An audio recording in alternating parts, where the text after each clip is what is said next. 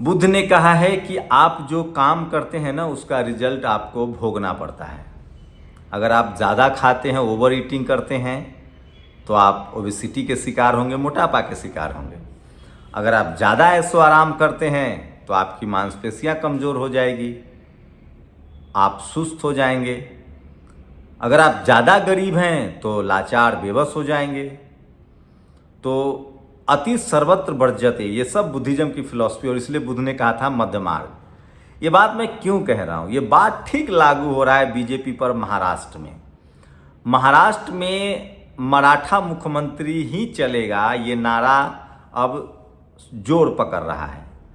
अजीत पवार खुद मराठा समाज से हैं, और शिंदे जिनको तोड़कर, शिवसेना को तोड़कर जिस शिंदे साहब, एकनाथ शिंदे को मुख्यमंत्री बनाया था बीजेपी ने, क्या वो देवेंद्र फडणवीस को के नाम पर मान जाएंगे? मैं फिर कह रहा हूं, महाराष्ट्र में फूले, पेरियार, अंबेडकर और शिवाजी महाराज की जो विरासत है, उसको तो अभी कोई चैलेंज नहीं कर सकता है।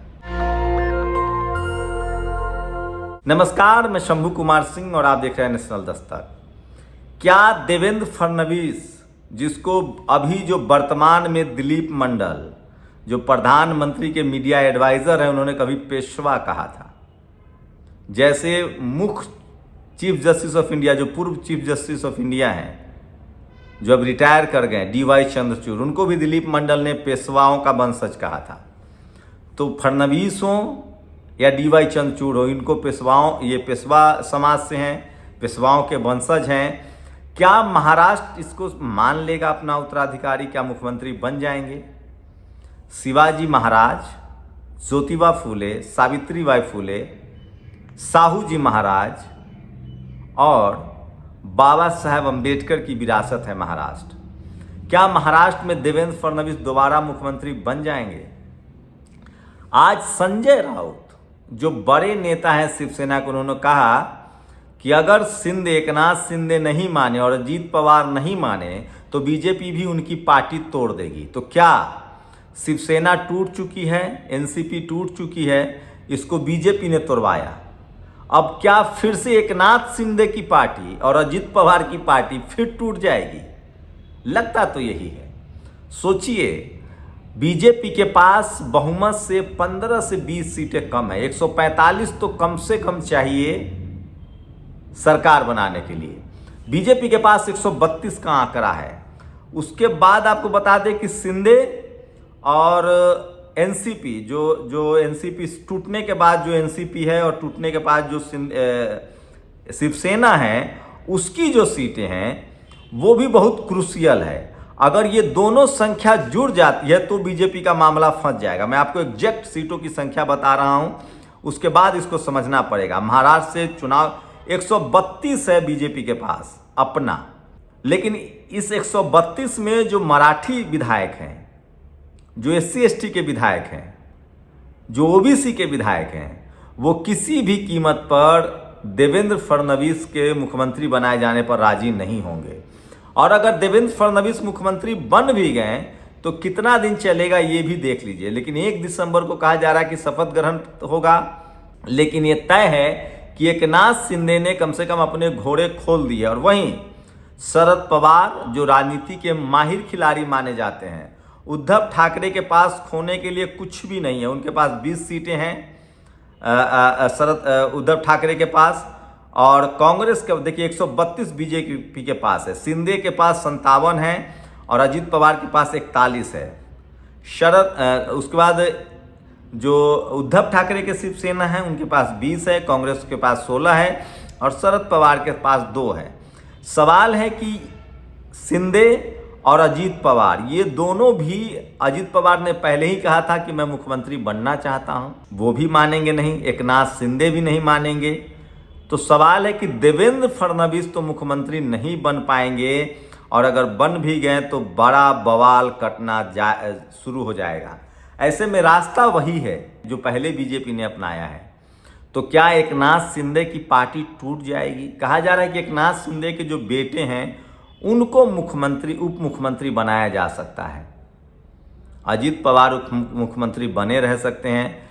एक बात तो है कि अभी फिलहाल कोई बगावत करने के मूड में नहीं है, लेकिन मैं फिर कह रहा हूँ, महाराष्ट्र में अगर देवेंद्र फडणवीस मुख्यमंत्री बनते हैं तो ये ठीक वैसे ही होगा जैसे शिवाजी महाराज के पुत्र संभाजी महाराज के हाथ से जब सत्ता निकली और अगर उनको मुगलों ने हराया था तो मुगलों के पास सत्ता जाती, लेकिन सत्ता पेशवाओं के पास आई थी, ये किसी से छुपा हुआ नहीं है। तो वहाँ का मराठा समाज इसको ऐसे ही लेगा। मैं फिर कह रहा हूँ, वहाँ के मराठा समाज हो, ओबीसी हो, एससी हो, एसटी हो, वो नहीं चाहता है कि फडणवीस मुख्यमंत्री बने। बीजेपी को ज़्यादा सीट आई है क्योंकि उनके पास पंकजा मुंडे जैसे नेता हैं, विनोद तावरे जैसे नेता हैं। और सोचिए किस तरह से चुनाव के एन वक्त में विनोद तावरे के साथ खेल हुआ। इसी तरह का खेल पंकजा मुंडे के पिता गोपीनाथ मुंडे के साथ हुआ था, जिन्होंने पार्टी को सींचा था जब महाराष्ट्र में कोई काम करने वाला नहीं था। तो सवाल है कि बीजेपी पर बड़ा धब्बा भी लग सकता है। अगर बीजेपी जिस तरह से ओबीसी की पॉलिटिक्स कर रही है, ओबीसी की बात कर रहे थे प्रधानमंत्री, तो मुझे लगता है कि देवेंद्र फडणवीस का सीएम बनाना न तो बीजेपी के हित में है, और बीजेपी में इतने माहिर खिलाड़ी तो हैं, मुझे नहीं लगता है कि देर सवेर देवेंद्र फडणवीस के नाम पर सहमति नहीं बनेगी। कोई गैर सवर्ण मुख्यमंत्री ही चलेगा वहाँ, गैर मराठा तो नहीं चल सकता है। और अगर गैर मराठा भी चला तो देवेंद्र फडणवीस नहीं बन सकते हैं। देखते हैं एकनाथ शिंदे क्या करेंगे और अजीत पवार क्या करेंगे। लेकिन दो खतरे और हैं। एकनाथ शिंदे ने जो पार्टी तोड़ी थी, हो सकता है उनके साथ भी ऐसा हो, उनकी पार्टी भी टूट जाए। और अजीत पवार ने पार्टी तोड़ी थी तो हो सकता है उनकी भी पार्टी टूट जाए। तो इसीलिए कहते हैं कर्मा इज बैक, आप जो करते हैं वो भुगतने के लिए तैयार रहते हैं। बीजेपी ने बेहतर सफलता अर्जित की है, लेकिन इस पूरे चुनाव में महाराष्ट्र ने जिस तरह के नतीजे सामने आए हैं, उसके बाद ईवीएम को लेकर सबूतों के साथ खुलासे हो रहे हैं। आप सोचिए किस तरह से ईवीएम में पहले तो एक गांव के लोगों ने कहा कि उन्होंने कांग्रेस को भी वोट दिया था और कांग्रेस को वहाँ 0 वोट मिला, तो वो वोट गया कहाँ।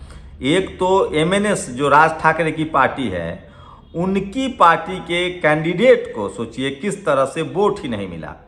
और दूसरी बड़ी खबर है, महाराष्ट्र चुनाव में जितने वोट पड़े थे उससे 5,04,313 वोट अतिरिक्त गिने गए। कांग्रेस, सपा, टीएमसी, राहुल जी, अखिलेश जी, ममता दीदी, मेरे आपसे विनम्र निवेदन है कि चुनाव आयोग को संसद में खींच कर लाएं। हमारे मताधिकारों की रक्षा कौन करेगा। तो सोचिए पूरा का पूरा गांव, और एक कैंडिडेट को उनकी पत्नी, बेटी और माँ ने भी वोट नहीं किया होगा। ये तमाम सवाल है जो पूछे जा रहे हैं। और साथ ही आज संविधान दिवस है। आज संविधान दिवस पर बाहर आई हुई है तमाम, इससे पहले मैंने संविधान को लेकर इतना जागरूकता कभी नहीं देखा था। और सोशल मीडिया पर ये तमाम बड़ी खबरें हैं। और जाते जाते एक और खबर बता दूं, संसद में सरकार ने कहा है कि उसने 3,23,848 करोड़ रुपए बैंकों का कर्ज मोदी सरकार ने माफ़ कर दिया है बिजनेसपतियों को। 3,23,748 करोड़। आपने अगर बैंक का 500 रुपये रख लिया तो आपकी कुर्की जब्ती हो जाएगी। तो ये इस समय की सबसे बड़ी खबर है। और अखिलेश यादव ने बड़ा आरोप लगाया है। भारतीय जनता पार्टी के वह लोग कौन हैं जो अब संविधान दिवस पर अखिलेश यादव ने कहा है, भारतीय जनता पार्टी के लोग जो मन विधान से चलाना चाहते हैं, संविधान से नहीं। तो आज तमाम एससी, एसटी, ओबीसी, किसान, अल्पसंख्यक वर्ग के लोग जो हैं वो संविधान दिवस मना रहे हैं। और दिल्ली यूनिवर्सिटी में एनएसयूआई की जीत हुई है।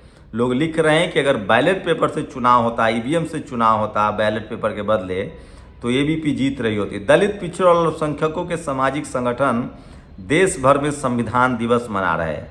अगर कहीं सवर्ण समाज का कोई संगठन संविधान दिवस मना रहा हो तो मुझे वहाँ की तस्वीर जरूर भेजिए। तो ये तमाम बड़ी खबरें हैं। और जाते जाते प्रोफेसर रतन लाल ने एक बड़ा डिस्कोर्स को शुरू किया है। उन्होंने कहा कि जब देश गरीब था तब एजुकेशन सस्ता था, और आज 5 ट्रिलियन की इकॉनमी है तो एजुकेशन को महंगा किया जा रहा है। और जाते जाते लक्ष्मण यादव ने सवाल उठाया है, मंदिरों का भी सर्वे होने लगा तो कई बड़े मठ मंदिरों में भगवान बुद्ध की मूर्तियाँ प्रकट हो जाएंगी। तो ये तमाम बड़ी खबरें हैं जो सोशल मीडिया पर वायरल। और सोचिए दिल्ली यूनिवर्सिटी में बैलेट पेपर से चुनाव हुआ तो डूसू के चुनाव में सारे NSY के लोगों ने सीट जीत लिया। तो चुनाव आयोग पूरी तरह से कटघरे में है और आज सोशल मीडिया पर ये छाया हुआ है। आपकी क्या राय है? क्या फडणवीस मुख्यमंत्री बन पाएंगे? क्या एकनाथ शिंदे और अजीत पवार इसको लिए तैयार है? सोचिए, एकनाथ शिंदे से पार्टी तोड़वाई गई और तब भी बीजेपी के पास ज़्यादा विधायक था और एकनाथ शिंदे के पास कम था, तब वो मुख्यमंत्री थे। लेकिन आज जब उनके पास कम विधायक है, बीजेपी के पास ज़्यादा विधायक है और उन्हीं के मुख्यमंत्री रहते हुए चुनाव लड़ा गया, लेकिन वो मुख्यमंत्री नहीं बन सकते हैं। आप नहीं कहेंगे कि ये जातिवाद है? तो पहले क्यों एकनाथ शिंदे को मुख्यमंत्री बनाया? मुझे लगता है मराठा समाज इस पर विचार जरूर कर रहा होगा और बीजेपी अगर ऐसे गलती करती है तो महाराष्ट्र में उसे भारी पड़ सकता है। आपकी क्या राय है? शुक्रिया। नेशनल दस्तक की आपसे गुजारिश है कि अगर इसको बचाना चाहते हैं तो नेशनल दस्तक को सब्सक्राइब करने के लिए रेड कलर के सब्सक्राइब बटन को दबाएं, फिर बेल आइकन की घंटी दबाएं। नेशनल दस्तक को बचाने के लिए बहुत जरूरी है कि हर खबर को शेयर करें, लाइक करें, कमेंट जरूर करें।